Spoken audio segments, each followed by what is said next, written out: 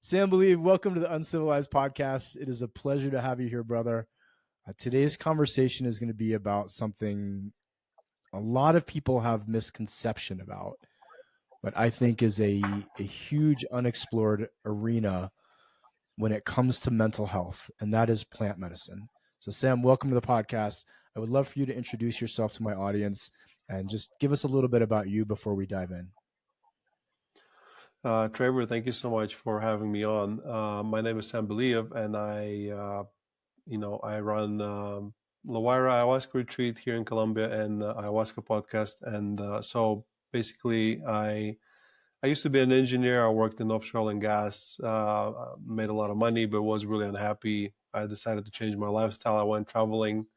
Traveling brought me to Colombia, and then while I was here in Colombia, I got really depressed because I was in between those two different. I didn't know what the next career is going to be, but I didn't feel really useful, and that brought me to ayahuasca, which helped me overcome that depression. And then I got really passionate, and synchronicity started happening, and I ended up with the retreat. And now I'm helping other people going through the same process. So my story is very unusual because I'm a Latvian person. Most people don't even know where Latvia is, but now I'm running the biggest ayahuasca retreat in Colombia. And it's very strange and very unusual, and it's filled with synchronicities and chance events. And 10 years ago, I would never be able to predict that I would be in this kind of position. But here I am now, and it's very fascinating. And now, as we spoke just before our call, it's an amazing time for psychedelics. Finally, people see what I saw. Was it 6-7 years ago? Because finally people see that it's technically they are drugs. Everything active is a drug, but it's it's such an amazing healing modality. And specifically with ayahuasca here in South America, it's been around for thousands of years. People have been using it as medicine for thousands of years. Then Nixon came and was like, sorry, that's illegal. Schedule 1, worse than heroin, worse than many other bad things. And it's now finally it's changing. So what an amazing time to be alive. And it's I just came from San Francisco. I was there at the Psychedelic Culture Conference, and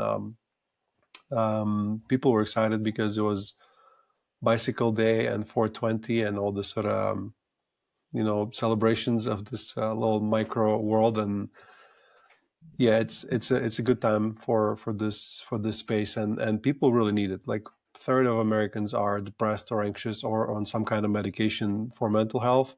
And I've seen people, we've given ayahuasca to 3,000 people now, and I've seen them coming in depressed and leaving not depressed. Of course, it's not as simple as you take it and happily ever after. It includes a lot of work, and we can talk about that and everything in between. But it is an amazing modality which finally shifts mental health space. We can literally get to the place where people are sane again. So that's what I'm passionate about, and that's a little bit about me. I can hear it. I went a little bit all over the place. It's okay. It's okay. So you're a Latvian who's running the biggest ayahuasca retreat in Colombia. I want to make sure that my audience gets that. Beautiful. Yeah. I love it. This is why it's called UNcivilized, because it's out of the box. Sam, please walk us back through the before and after, maybe month period of what was going on in your life before using ayahuasca, and then talk us through I'd love to hear personally, or let the audience get a feel for you personally of a bit more of your journey. What was it like right before? What was it like right after? So a lot of people think that I had ayahuasca and then I quit my engineering career and I became a hippie, but the reality is I was just fed up. So I was working in offshore oil and gas, and I was making more money in a day than an average Latvian makes in a month. So I was rich, and I quickly bought everything there is to buy that society tells you, once you have this, you'll be happy. I had my own house, car, and a girlfriend and vacations, and I was miserable. So that kind of put me into this cooking box. And I was like, what am I here for? Why am I not happy? Why did I do everything from studying well to getting this perfect career, and why am I not happy? Something is missing. And obviously I was lied to, as many of us, but luckily, because I got there very quickly, I was able to see the finish line and understand that that's not really what life is about. So when I was in Colombia, and I was in this transitional period where I wasn't working in offshore oil and gas, but I didn't really know what to do next. kind of living off my savings, a little bit of a passive income that I had. And at first it was great. When I was traveling, it was fun. But then when I settled down and met my wife and decided to have a family, I was like, what am I doing? Like, there was no purpose. And that made me really, really put me in a really, really bad place mentally, because like we're not designed to not have a purpose. Like I'm a little worried about that when robotics and AI take over all the jobs. What's going to happen to people's mental health? And I have a solution for that if you want to talk about it later. Sure. But yeah, that made me really depressed. And by that time, I've already tried the ayahuasca once or twice. I don't remember exactly, but I went back to it now, not of a place of curiosity, but of a place of like, okay, like help me heal. And it just started showing me and giving me at first brief periods of breaks in my depression, 2 weeks, 4 weeks, which allowed me to like take courses, explore, learn more about myself, learn more about the world. And then eventually in the jungle, in one of the ceremonies, it just told me like, oh, this is your purpose. Your path is to heal people with ayahuasca. And from then synchronicity started happening. I don't know if your audience knows this word, but it's like a chance events where like a right person comes to you at the right time. For example, I wanted to go to the jungle, and the person came and it's like, oh, soon I'm going to the jungle. I'm like, can I come with you? Yeah, sure. And I was in the jungle 4 days later. So it's like too good to be true, kind of coincidence style events. And yeah, and then that's basically what happened. And then after that, when I stepped on this path, everything just started falling in place, and I started organizing retreats, and they started growing and growing. And obviously there was a lot of work. It wasn't just all rainbows and butterflies. It's a really, really heavy work for very little pay, but it was very filled with purpose. And here we are now. And where I am now, it's like in a way I'm in this transition space once again. So now about 5 years later, I've built the business and now I have a team, and now I'm transitioning to more of a less of a builder and more of a teacher sort of role. And that's why I want to go more podcasts and talk to people about that those medicines exist, how much they have helped me, how much they've helped other people that have been through my retreat, and just educate them. Because yeah, like what happened recently with Trump, it's like unprecedented. It's like we would not have imagined something like this happening 10 years ago. It was still very nobody knew nothing. So this change is happening very quick, but people deserve to know, because it can change your life like really quickly in a really good way. And we don't have tools like this in the West right now. It's you can go through therapy for 10, 20 years and get a little bit of results, or you can do ayahuasca and get so much and then do therapy and like completely change your life. We have people coming a little depressed and then they leave and they come back a year later and they wrote a book and ran a marathon and like started a business, and like it's a really great like igniter, or this like dynamite for for change. And I'm very excited about that. Beautiful. Thank you. I just want to put a note that when you're talking about Trump, you're talking about the legalization of Ibogaine, which I've had someone, Sam, on my team go through and receive Ibogaine treatment and found it quite helpful. Let's come back to not you, but the person you're just a little bit about Ibogaine, if you don't Sure, mind. So sure. Ibogaine is Please. similar medicine, also plant medicine. Iboga is a plant medicine from Africa. Ibogaine is the active compound. So basically, they took it out and they synthesized it. And now they use it in a very medical setting, like very disconnected from the ceremony. But Ibogaine is different from ayahuasca. It's more about like, oh, how is it going to like reset your brain, which all psychedelics do to a certain extent, but Ibogaine excels at it. I've had a few months ago, we organized a retreat for MMA fighters. It was done with Ian McCall, who's ex UFC champion, and he brought a group of champions, bare knuckle boxing, jiu-jitsu, everything fighting related, and we gave them ayahuasca. I know is a really cool event, and we can talk about it also if you want. But what he said, and he's done Ibogaine several times, he said Ibogaine healed his brain and ayahuasca healed his soul. So it's like Ibogaine is, I don't know about Iboga, because Iboga is like a 36-hour ceremony, but Ibogaine is it's a very clinical, sort of very medical procedure. But I am a little concerned with the fact that they completely stripped it away from all the tradition. Like it was this tradition, it was a ceremony, it had shamanism, and now they're like, oh, let's just take this little part. And we've done it before. We've done it with coca, it resulted in cocaine. We've done it with cacao, we've done it with tobacco, where you take sacred medicine and you remove the tradition, and then something bad happens afterwards. Hopefully with Ibogaine is different, and I'm very hopeful with what it does for people with addiction, for people with PTSD. But I would, much more prefer if we could keep a little bit of one leg in that traditional space, because it is there for a reason. It's not just a nuisance. Like there is use to it, but time will tell. So, but yeah, it's an exciting time. Say more about that. Seems to be. Let's actually go, or I'd love to get a little bit of a riff from you on what is the benefit and the necessity of keeping the ceremonial and traditional aspect in the process. Because I agree with you that there's a lot more than just isolate the substance, give the substance in a clinical setting, go about your day. Talk to me from your experience about the value of the tradition and the ceremony. Yeah, so it's very interesting. I can talk most, of course, about ayahuasca because that's what I know most about. When you take ayahuasca, you have a physical process, you have mental process, you have spiritual process. So it's like it's a very complex system. It affects everything, not just this one little thing. And ayahuasca also is not just DMT. It contains many different harmala alkaloids, and it's like 20 medicines at once. So it's like it's a process that's been refined by indigenous people for thousands of years, right? Like when we come in as Westerners and we just want to strip away everything and just like give me it's like it's like, yeah, I'm not getting a good analogy, but it's like you have a pickle and it's like, oh, just give me just the salt. I don't want the pickle. I just want the salt. Just like give me that one root thing that makes it taste the way it does.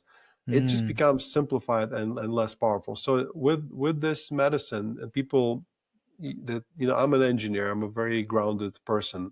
When you start working with those medicines, you also unveil like a spiritual level to it, and you understand that there is like energetical aspect to it.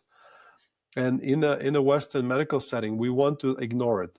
And we work with a science team called Anaya, and one of them told me, he asked the shaman, he told shaman about Western psychedelic model, where you sit there with a psychedelic and a therapist.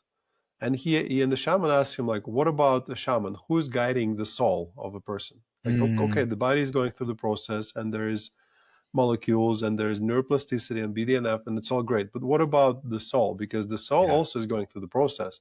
Yeah. Who's protecting it? And he said, nobody. It's just this person. He's not trained in it. And it's like, well, that's a missing part, because even though we don't understand it, it is still happening, and there are consequences to it. So a shaman is a person that can protect you from bad energies coming in and allow the bad energies to come out, to like simplify it to an extreme level. To a Westerner, when you see a shaman work, you just see a person doing nothing. He just sits there. Sometimes he sings, sometimes he like makes wind with Lawayra, right? But if you really start understanding it and you start going deeper and understanding, the shaman is a neurosurgeon for the soul. And what we're proposing is, let's just use this scalpel, but we're not going to have a neurosurgeon. We're just going to make a cut. And I mean, if it works, it works. But I'm worried about, like, why do we always have to do it? And we've done it before and it always failed. Like, why can't we keep a little bit of tradition just to understand what people have been doing before? It's but it's still an exciting time. I think as we gonna make few mistakes, then eventually we hopefully will recover and get some of that traditional aspect back, because separating the medicine from tradition is like separating the plant from its roots. Eventually it's gonna die. Yeah. I'll share with you very quickly. Thanks for adding all of that. We do a ceremony. The four of us, I lead a workshop called The Initiation. It's 30 plus men alone for a couple days, working on really, really deep, soulful things. And before we open the workshop, the 4 or 5 facilitators will go up in the woods and do a 45-minute ceremony. And people don't really get why we do that. And yet I find it to be one of the most profound and powerful aspects of what we do, even though the group's not included. Us going through something traditional, honoring the land, honoring people who may have taught us, honoring our loved ones, honoring people who have passed, asking for strength, asking for potency. It just feels right, Sam. And I'm as American as they get. I was raised by an engineer and an attorney. I grew up on the East Coast, which is like, give me the pill, give me the thing, give me the 1%, and forget all the pomp and circumstance. And when I feel that, especially about the West and America, it's let's get rid of the soul. And I think I agree with you. That is a massive element that's not encountered. Good. There's a bit of a religious trauma in the US, maybe, or Western world in general. We've been force-fed this version of religion that's obviously doesn't make sense and doesn't work. And with a lot of violence, it's been shoved down our throats. So now people are like allergic to anything ceremony, and they just disregard anything. It's like, if let's say if an ayahuasca ceremony is a pizza, and like the healing is, you eat the pizza, and that's what creates the full experience. We come in and we say like, oh, like give me just the cheese, or maybe give me just the salami, and it's like it's great by itself, but it's like it is designed to be complete together because that's how it works the best. Like, why do we always want to? No, give me just that, pepper from, No, it's designed to be together. It's a everything matters, from the ceremony, from the community, from the knowledge you have, from obviously the medicine experience and the music and the fire and the shaman and the spiritual aspects, like all of it together. Like, why can't we just enjoy it the way it has been designed? Yeah, I agree with you completely. Hey, this is Traver. I hope you're loving this episode of the Uncivilized Podcast. I certainly did. One of the things I want to let you guys know is that I run this extraordinary group called the Uncivilized Nation. And over the past 5 years, I have seen thousands of men come and transform their lives. So if you are a man interested in going from numb to fully alive, from lost to on purpose, from domesticated to dangerous in the best possible way, please check us out at www.manuncivilized.com/the nation. Again, manuncivilized.com/the nation. All right, let's get back to the episode. Sam, I would love for you to walk the audience through a ceremony kind of from start to finish who have no experience. I've done ayahuasca a number of times, and I've done it in South America. I've done it in Central America. So have gotten through the full, 2 days before start preparing, show up hours beforehand, stay after and process. But I'd love for someone listening to this who's like, okay, I've heard about this. I've heard about it in the news. I have buddies who've done it, but I have no reference point for what it could possibly be. Will you please walk us through kind of step by step what a ceremony looks like? Yeah, I'd love to. So first of all, there's many different ceremonial traditions, and in Colombia there's more than 5, and in Peru there's several. Some Shipibo tradition, the Peruvian tradition, is the most famous ones, and for example, they do everything in the dark. And in Colombian tradition, there's candlelight and there's fire. So I'm gonna walk you through how it happens here at Lawayra, and also with my shaman's tradition, who's an Inga person from an Inga tribe, which is in Colombian Amazon. So we start weeks before you even come. So when you sign up, you go through medical questionnaires. We need to make sure you're suitable for ayahuasca, because ayahuasca is for like 95% of people, but there are those unfortunate 5% that it's not for you. It's not going to make it better, or maybe not yet. Then you start preparing and you start eating cleaner, and it's some traditions are very strict. Ours is very relaxed, but still, you stop smoking weed a few weeks before. Definitely stop taking antidepressants 4 weeks before at least. And then as you're coming in, a week before, you start eating cleaner and you start avoiding processed foods, too much sugar, too much salt, too much caffeine. You don't have to be like nothing at all, but you just start eating cleaner and you start setting intention. And then also we have a course, we have a preparation course, both text, and there is also a video course, which is like 3 hours. You start going through it, you start getting ready, start understanding what's about to happen. And then you take a flight, you arrive to Medellin, and then we pick you up on the bus, and we take you here to this beautiful retreat, and surrounded by nature, and then we start with you settle into your room, and then we have our first word circle. Everyone starts to get to know each other. Then there's Shaman comes and plays a little music for us and talks about his tradition, and we tell what's going to happen. And then we have a couple workshops. So basically, before the moment you arrive till the moment you drink the medicine, there is at least 26 hours of you just getting to know the space, getting comfortable in the space. Because setting is very, very important. There's some people that add another S, and that setting, and skill. So what we want is, by the time you drink ayahuasca, you have to be completely comfortable in the space. You have to trust the people around you. You have to know exactly what's going to happen. And together with that, and the ceremonial container, which feels very comfortable and welcoming, and the medicine space, you will not have those bad trips that people are afraid about, because you're in such a good place that you even know if it starts to get bad, you know what to do and how to breathe and how to ground yourself. And there's a loving team of facilitators that will be there for you. So that's the most important part. And then the ceremony starts. We start with the half an hour meditation and breathing session to once again relax you as much as possible, open you up. And then a shaman does his ritual with singing Icaros and using Lawayra. So the name of the retreat is Lawayra, but what Lawayra is this object here, and it sounds like this. It's basically like a bundle of leaves of the Wayra plant, and shamans use it to move the energy. And he sings the Icaros and prepares the medicine, conjures it, and then he starts calling you one by one. He looks you in the eyes, and depending on what he sees, or he pours you a different size of a cup, and then you drink your cup and you drink some water. You take your bucket, and after you take your bucket, you never leave it, because you take it with you everywhere you go, because you never know where you might need it.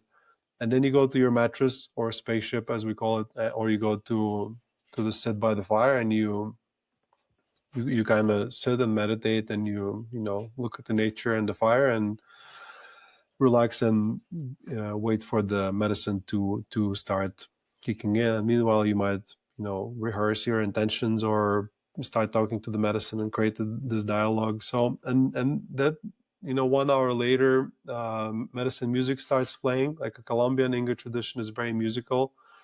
Music starts very slow. At first, it's just one person, a shaman, singing some songs in mix of Spanish and indigenous language, mostly Spanish. And it's about love and about nature and Pachamama and stuff like that. It's a very beautiful music. Once you get into it, you start liking it. It's hard to explain. And then the music intensifies, and there's a second cup 2 hours later for people that feel like they want to go deeper. And as we go through, let's say, 1 week retreat with 4 ceremonies, the shaman is masterfully finding exact amount you need to connect and break through with the medicine, but not to lose yourself completely and roll on the floor and poop your pants, but also not to be oh, I don't really feel it. So it's this is a very sensitive medicine where I have this strong opinion that I believe most places overdose people, and that's why ayahuasca has such a bad reputation. When it comes to mushrooms, most people underdose. When it comes to ayahuasca, most people overdose. I don't know why it is, but if you do it properly and very carefully and screening and honestly, almost like a doctor, finding exact dose for exact person, it results in a very beautiful opening experience, which is not overwhelming. So that's where we try to get people through the ceremonies. But so after the second cup, once again, an hour later, music starts playing. It gets more beautiful. There's more instruments. They start adding pan flutes, charango, which is like a mini guitar. It's just a beautiful music. That's a genre in itself, which I'm sure now with the current situation is going to become probably top 10 of the most listened genres, because it's a beautiful music. People just don't know it exists. So, and then you go through the ceremony, and we start our ceremony at 6, and by about 12 or 1, you're kind of back to normal. You're ready to go back to your cabin or your shared room. You go back, you rest, Next morning you wake up, you have breakfast, then we have a word circle where we sit down and together. Word circle is a form of a group therapy where we all share our experiences, and you learn by listening to other people, and you get helpful perspectives. And we have a head of facilitation. She's here. No, she's not here with me in the office, but who guides you through it, trained professional. And then you have a day for yourself. You can rest and be in the nature, go to gym, go to the pool, go to the creek, enjoy the nature, hang out with people, journal. We give everyone this integration journal, which is designed to get you to take this information you got and put it on a paper so you don't forget it. And then there's a lunch, and then there's a yoga session, and some days there's other activities, but at 5 you're back to the Maloka, and there's no, you also have a chance to speak to the Taita, the shaman, the Taita, where you sit down with him and try to get his perspective on your experience, but now from a more shamanic and indigenous point of view. And then rinse, repeat, meditation, ceremony, fire, music, and you do it. And every night you go deeper and deeper. And so what people don't understand with ayahuasca is, with mushrooms, if you take 3 grams, you know what's going to happen. It's going to be relatively predictable experience. With ayahuasca, it's not like this. It takes, first of all, sometimes you take a cup and you go super deep, and another time you take a cup and you don't feel nothing at all. And a lot of times for the first timers, it takes a while for you to even sort of connect and feel something, because not always you take certain amount and you feel it. It takes there's a connection that needs to be established. So around ceremony 2-3 is where most people start breaking through, and it becomes a very beautiful, ecstatic experience. Meanwhile, as you're going through those experiences, there is also a lot of purging. So sometimes you'll vomit, sometimes you'll have diarrhea. Ayahuasca is very interesting because once again, Westerners like, oh, let's create a formula which doesn't make you purge. But it's like, no, this is not a side effect. It's an important part of the tradition, because somehow you take intangible, you take emotional, you take somatic energy, you bring it up, and you transform it into physical, and then you release it. And it's very helpful, and it's very nice. So it's like, for example, I came to ayahuasca for depression, but as a side effect, my gut issues went away. Like I used to have, irritated bowel and diarrhea or constipation, and it just went away because of the purgative effect. So it's a very complex, full body, full mind medicine. And that's the process. And as people go through it, last ceremony is a day ceremony, and there's also so there's 3 night ceremonies, 1 day break, and then there's a day ceremony.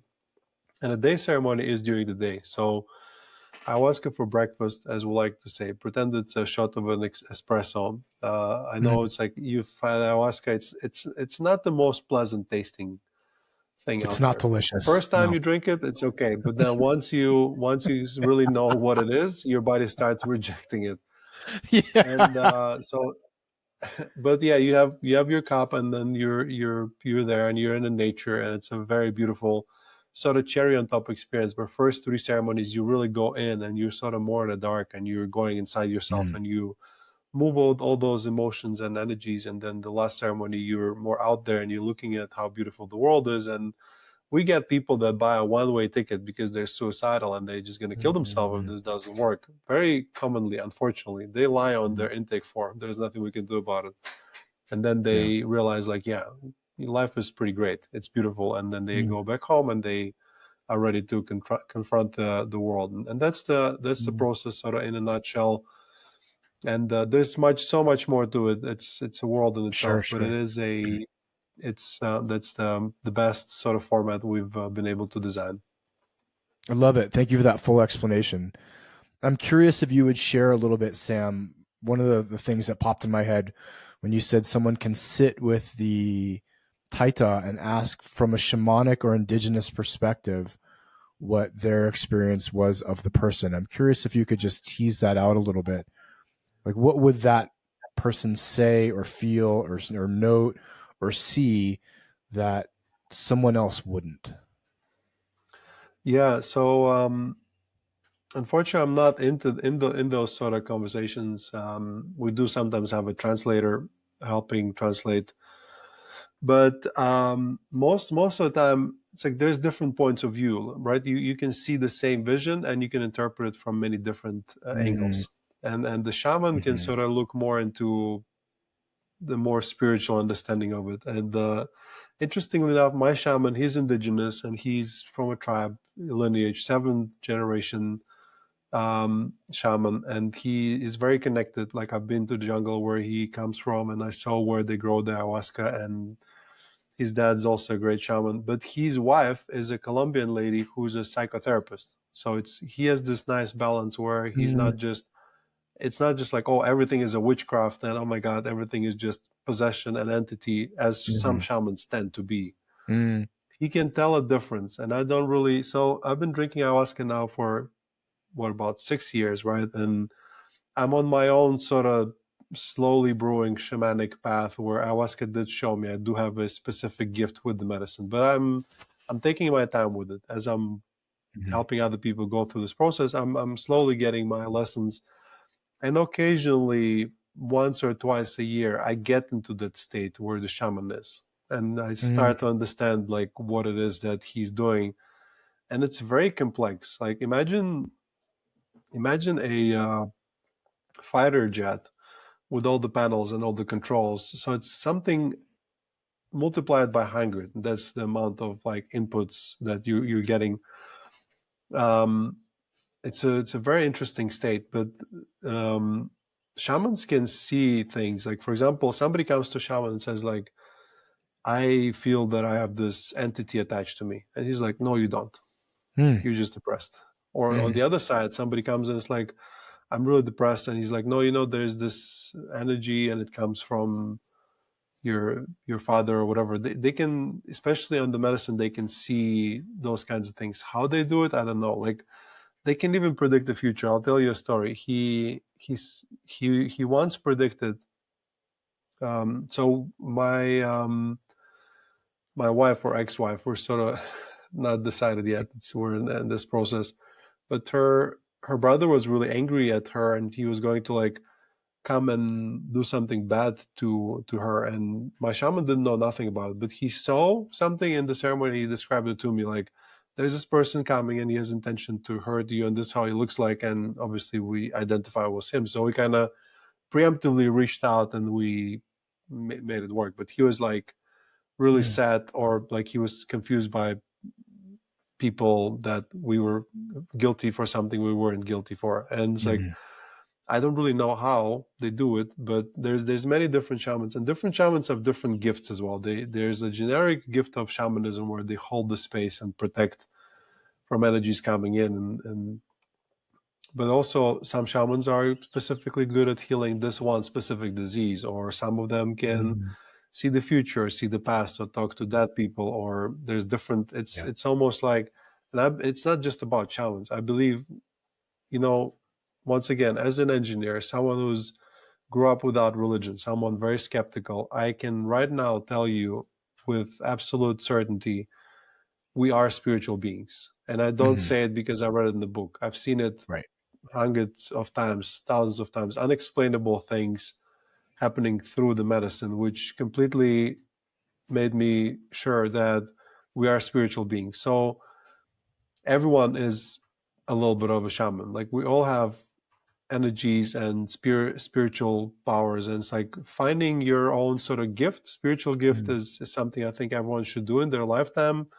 What it is for some people might even know. If you think about it, it's like, oh, I'm always good at, like, I can feel people, or I can feel places, or we all have it. We just, in Western society, we have it completely undeveloped.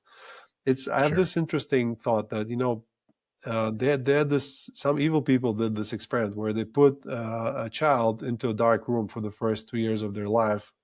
And then they got them out of the room, and the child could never see ever again. They were blind forever, because the part of the brain that's designed to see was never developed. So I think same thing happens to us, but spiritually, because we don't have anything spiritual. We don't ever use it. It just atrophies, and we think it's not a thing. But with those medicines, you can sort of recover it, and you start feeling things or predicting things. And it's a sort of like, I don't, that's not a territory in which I dwell a lot. I try to talk about more of a, yeah, let's do this and let's heal depression, but it will come as a side effect, the sort of spiritual side of it. And as I was speaking, I'm sort of forgetting the original question. It's okay. I don't remember the original question either. Oh, it was about the shamans and the shamanic perspective. I think you did answer it fully. I'm curious. I'm just going to riff on what you just said. They see the world differently. Yeah. From an engineer's perspective, I know you said like, this is my lens that you see things through is perhaps a little bit more Western, perhaps a little bit more linear. And I'm curious, Sam, and if this is a softball question or like, if you don't want to answer it, it's okay. Can you now separate things like anxiety, depression, schizophrenia, whatever we would classify as specifically diagnosable Western challenges, as solely a medical issue and not a spiritual issue? Or do you see them both as a combination now after your work? So I'll be completely honest. I had a worldview which was like, you're a body and you live and then you die and you rot and you disappear. And now my worldview is there's layers, right? You have a physical body, but you also have a soul and spiritual body.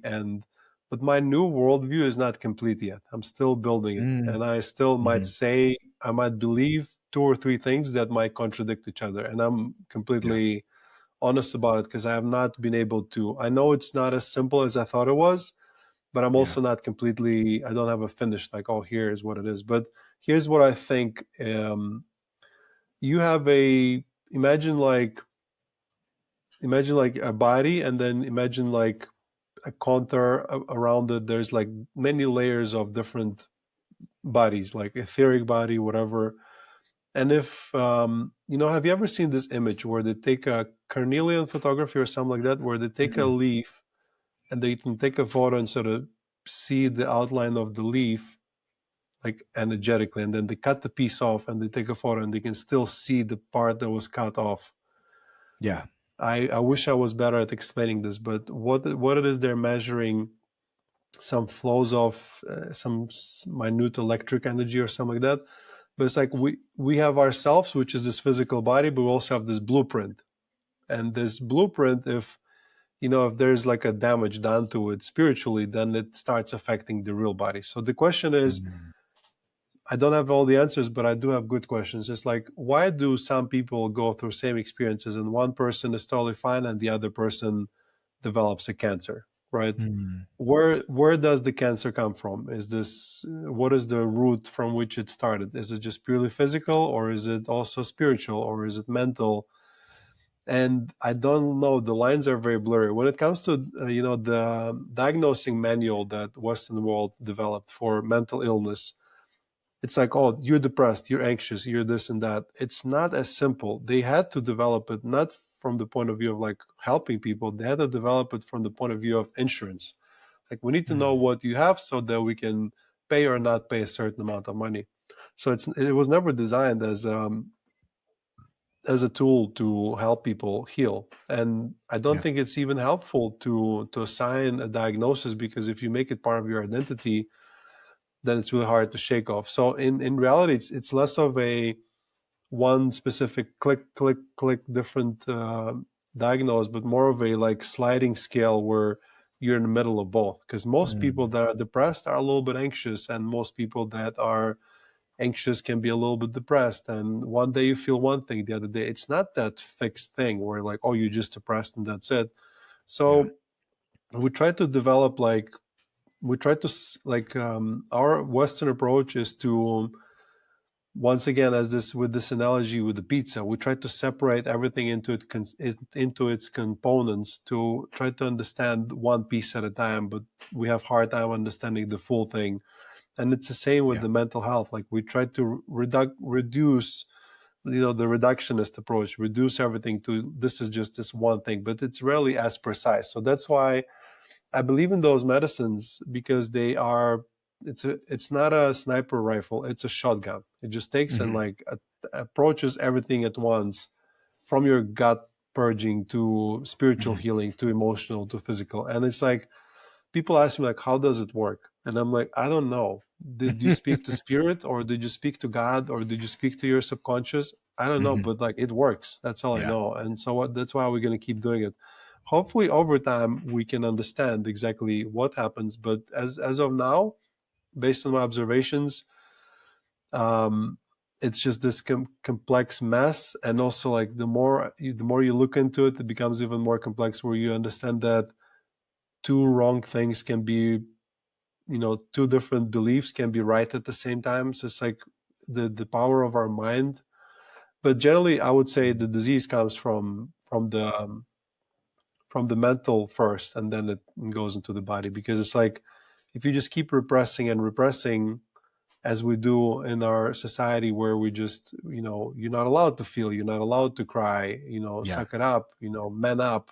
Eventually it will be too much, and it will have to come out in a form of a disease. So I believe it's mental, spiritual first, and then it's physical. But some people will say I'm being unscientific or quackery of some sort. But once again, with a disclaimer, I don't really know. Sure. I appreciate that. And I agree with you. One of our more well-known sentences at UNcivilized is, that which you suppress will come out sideways. And I tell guys, it'll either come out sideways or it'll stay in there and it'll give you stomach cancer. And I say that as someone with a medical background, with a medical degree. And one of the more interesting experiences I had, Sam, I'm a licensed acupuncturist. And when I would start to see patients, and I would ask, like, well, tell me about your relationship. Tell me about your sleep. Tell me about how you're eating. And they'd be like, well, that's irrelevant to my health issue. And I would say, it's actually the most relevant to your health issue. Like, you don't get to separate who you are, how you exist in the world, your stress levels, whether you hate your mother, whether your neighbor's an alcoholic, from the fact that you have IBS. And it feels like, as these psychedelics and plant medicines become more and more online, we are going to expand what we believe is a necessary, what do I want to say here? A relevant stimulus to the human experience of, like, actually this does matter. And it does feel like we're going back, and I don't want to say backward, but back to a time when soul was actually considered. And so I'd love if you would, I know you've stated that you're still figuring some stuff out, and you're figuring it out from an engineering perspective. One of the things that I've been riffing on since coming out of a meditative experience this past summer is the idea of living a more soul-led life. And I find that in the West, that's even a challenging concept. And I'm curious if you would speak on people who have gone through your ayahuasca experiences.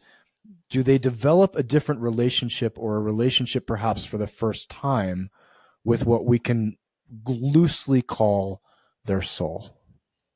Yeah, absolutely. It's for a lot of people, it's just a side effect. Like, once again, myself included, when I first went into work with ayahuasca, I was still very much so in my old worldview, where I'm just I'm gonna go and I'm gonna take this substance, and it has some components that are gonna increase the BDNF and the neuroplasticity in my brain, and it's just going to make me feel better. That's it, right? Kind of the approach we have to Ibogaine now, which works. It's definitely a part of it. Like, not to take it away, it is a part of it. Once again, let's say it is a pickle on that pizza. But at the same time, you can talk as much as you want and say, like, no, well, that's how it is, and this is how complete and complex we are. But till people have that lived experience where you feel it and you just see it, and all of a sudden you're like, oh my God, we're all connected, and this is that, and soul, and like you can no longer deny it, and you don't no longer you just have no eventually. So you come to ayahuasca for healing. You come to ayahuasca to stop being depressed, or to get more clarity in your life. And yes, it will give you that. But as a side effect, a very nice positive side effect, you will start developing those understandings of complexity of what we are. We try to separate mind and body. No, like it's all connected. It's like even, we try to separate those levels to be able to understand them, but no, it is at the same time all connected. Like bicycle with the wheels, it's separately, it's not a bicycle. It's all, but of course bicycle is simple because it's just metal, but there's levels, both. It's so hard to explain, but there's levels to it in each 5 different directions. But yeah, once people have that lived experience, as a side effect, spirituality starts to come through. One ceremony you were there and your intention was to heal a trauma, and then you talk to your dad, grandmother, and then you feel presence of God, and you're like, oh my God, like what is this? Because the reality is we are spiritual beings. Being born is a spiritual process. Dying is a spiritual process. But somehow in our society, we made everything in between not spiritual. But once you get to those moments, you just can't deny it. Like I'm not saying like you need to buy cotton bands or copper crystals. That's like a different version of it. Like spirituality is not externally visible. Spirituality is just this different, like being spiritual is not saying, oh, like Jesus is the only guy, or Buddha, whatever. Being spiritual is just seeing that there is this another level to life. And yeah, like I can talk about it as much as possible. Once people have that lived experience, but I've 100% had people come and say, yeah, I feel better, but I've discovered God. And the interesting part is we've had Buddhists, Muslims, Jewish people. We had Sikhs and all kinds of different micro religions. They get more connected to their version of God. So, and I've had experiences with Christian angels, and I saw Jesus, and I also saw Egyptian gods or different mystical creatures. And I'm like, how is it possible that it's all there? But and that's the complexity of it, like sort of more quantum approach where it's not just yes or no. It's everything in between. And I believe now that, yeah, that's why I'm saying my worldview is still unfinished. But I believe now that everything we as humans believe in, we make real at some level or another. So yeah, you can definitely discover God or understand it. And it's, if you talk about worldviews, we can say, let's say somebody will say, I'm wrong. And maybe I'm wrong. Maybe I'm wrong, and we are just as physical bodies that die and rot and nothing happens afterwards. But which worldview is more useful and more pleasant to have as you live? Like just decide. You can decide, because like I know for certain through these experiences that I've had that we don't die and disappear, that we're here for a reason. And I'm a soul, and I know we're all connected, and it gives me comfort. I'm no longer like I wouldn't want to die, but if I would be dying right now, I would be like, there would be at least a part of me that would be like, oh my God, this is fascinating. Like I'm just curious what's next because of what I've seen and picked up through all this. Once again, not by reading the book, but by people having deep experiences and coming back and telling me stuff firsthand, or myself going through those experiences. So choose a worldview that is more useful, that makes you a better person. And if you think that, oh, I'm only here for 50 years and I need to enjoy as much as possible, and I don't care about others because we're not really connected in any way, because here's me and here's them, it's also going to affect the way you live your life. So there is a useful side to this spirituality. But yeah, I hope that sort of explains it a little bit from the way I see it. But I just invite everyone to have a lived spiritual experience, a lived mystical experience. I had this interesting moment, once again, very synchronistic moment. I spoke to one of our visitors here. We call people that come here patients because we expect everyone's here to heal. And he is some form of a priest. He's in the church, and he speaks to people, and he has a long beard and a very nice guy. And he also likes to work with ayahuasca. And he said that, there was this experiment where they gave ayahuasca to priests and rabbis and imams, and then a lot of them had mystical experience for the first time ever. And 2 weeks after that conversation, I was driving and there was two people hitching a ride, and I never give rides to anyone, but for some reason I felt compelled to give them a ride. And guess what? They were both priests. They didn't look like priests. They were just normally dressed. And I started talking to them about mysticism, and one of them he knew a lot, but he kept telling me about mystical schools or what he read and what he knows. I'm like, no, like, have you ever had a mystical experience? And he was trying to avoid that question because I guess he haven't. And like there is, I believe everyone should have a mystical experience at least once in their life to sort of see, because once you see it, you realize how much more complex the world is and how there's things that are much more important than what we focus. So it gives a helpful perspective on life. Yeah, beautiful. Thank you, brother. I appreciate all of that. In the last few minutes here, I'd love for us to circle back to, I have a note of when you early in the conversation were saying, I think AI is going to take purpose away from a lot of people. And I'm curious if you would riff on what you were thinking about when you first brought that up. Yeah, I love your use of the word riff. Let's riff. So I went through a period of what I call ayahuasca zealousy, and I'm still partially in it. I'm sort of proselytizing and like wanting to, because I just want, once you have that experience, you'll want everyone to have it. But there was a period in my life where I said, like, you give me a problem and I'll tell you how to fix it with ayahuasca.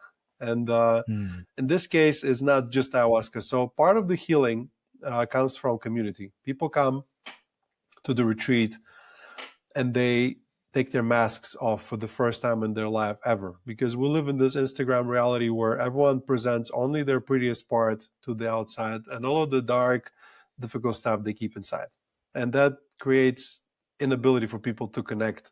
When people come here, we actively invite them, like, okay, we're taking our masks off, and it's totally okay to start your morning conversation with how you've been physically or sexually abused. Like, that's what we want to talk about. Let's go to the meat and potatoes of just go deep. Like, we don't want superficial stuff here.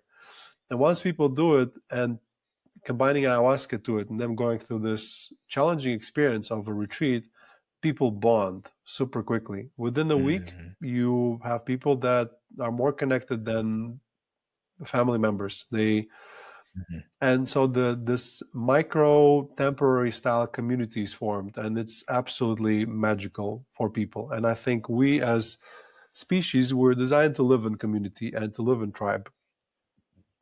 And actually right now I'm working on getting a permanent community set up. So not just people that work here, but also like build 10 cabins and just get 10 people to come and just live here full time. And that's because I just realized like the value of it and how powerful it is to have a community. So what I think would happen when AI takes all the jobs, I think we should just go back to living like we used to, because the way we live now is not natural and it's not helpful and it's not healthy for us. Like I just came back from San Francisco, and it's like there was a crazy person on every block screaming or singing or just doing something really strange. And I'm like, well, why are those people all crazy? Is it just a coincidence, or are we living in a society which makes us crazy? Because it's just overwhelmingly difficult, and we're not designed to know the news from bad news from 8 billion people. We're designed to know the news just from our tribe. And that's why we take everything so close to heart and constant stress, and like everyone is in survival mode forever. And so let's say in a very positive way of AI development, let's say AI really gets so good that it can do most of the jobs. It takes away all the boring jobs. And let's say the billionaires, for some reason, they are nice and they say, let's just let those people live their lives and give them the universal basic income. And the problem there, people can eat and they can survive, but they will lose meaning and they will be really in a bad place mentally, terribly. It's I only understand it because I was retired for about a year and a half. In between offshore oil and gas and running a retreat, I was a retired person at like 30, and I had enough money to live off till the end of my life. Not because of savings, but because of smart financial sort of investments and frugality of my lifestyle. And I was never as depressed as that. Like, not having purpose is terribly, terribly bad thing to be in. People don't realize that everyone is striving to get rich and sip mojitos on the beach, but as you actually get there, you can't imagine how difficult it is to not do anything. So here's what I think is the solution.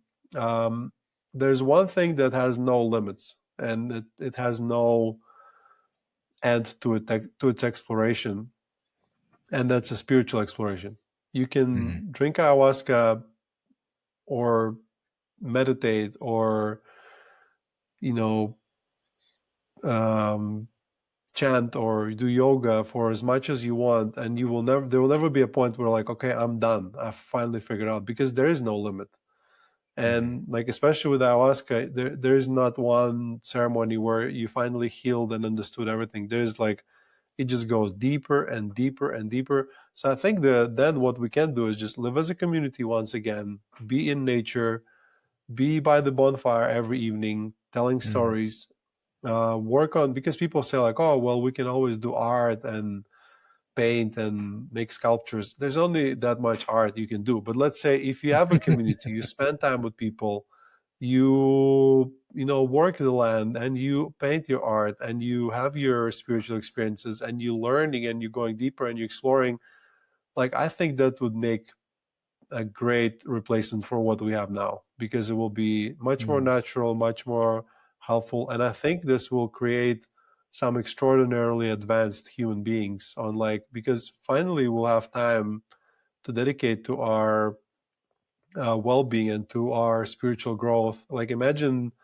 how many spiritual texts will be written or how much we can understand. And at the same time, also exploration in a physical space, go to starships and fly around the cosmos and explore.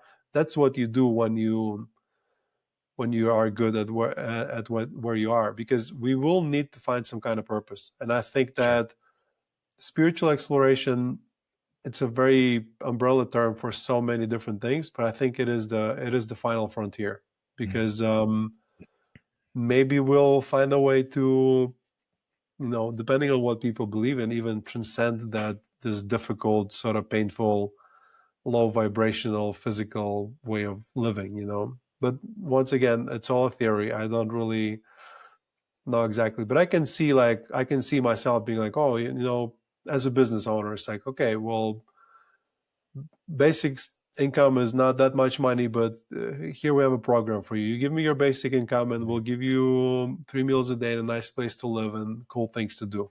Let's come, let's explore. So that could be an interesting idea. Beautiful, brother. Thank you. Thank you for sharing that and for all that you've shared on this conversation. For people who are curious about you, about Lawayra, about where they can interact with you, where can we send them? So when I first came to Colombia, I didn't know ayahuasca was here. So when I started my retreat, I created a website, which is ayahuascaincolombia.com. And if you search ayahuasca in Colombia, and that's COLO, not COLU, it's a country, not the state, you'll probably find us somewhere there on top. The retreat is called Lawayra, Lawayra. Also, lawayra.com will redirect you to ayahuascaincolombia.com. That's if you're ready to come. If you're ready to take a big step, come drink ayahuasca. It will change your life for better, I can guarantee.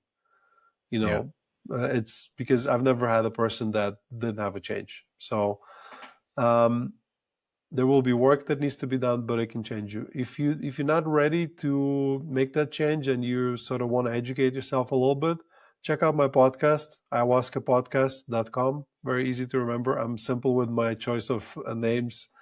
But I've 130 plus episodes with experts on everything ayahuasca, psychedelics, and mental health. I had people like Gabor Mate, Dennis McKenna, Wade Davis, big names in the space, PhDs, OCDs, PTSDs. I'm just kidding. all of the people that wrote the books and guests just keep getting better. That's a perfect way to educate yourself. If you finish all 130 episodes, I'll give you a diploma. Beautiful. Just kidding. Actually, not a bad idea. I should explore that because I love learning through podcasts. That's why I started one. And if you in between those two options and you want to learn specifically and you want to do a retreat, even if it's not with us, go to ayahuascacourse.com. And that's where you can get access to our course, and you can learn how to prepare and mentally and physically for the retreat. And even if you do it somewhere else, and even if you do it with another psychedelic, it will be very helpful. So that's where I would like for people to go. And apart from that, Lawayra everywhere: YouTube, Instagram, TikTok, and Sam Believ, my name. Look me up. We have a lot of outlets. Awesome. Thanks, brother. Thanks again for joining us. And folks, thanks for listening to the Uncivilized Podcast. We'll see you next week. Thank you so much, Traver. You're a great interviewer, and I love the riffing. The riffing. I love riffing with you. Thanks, brother.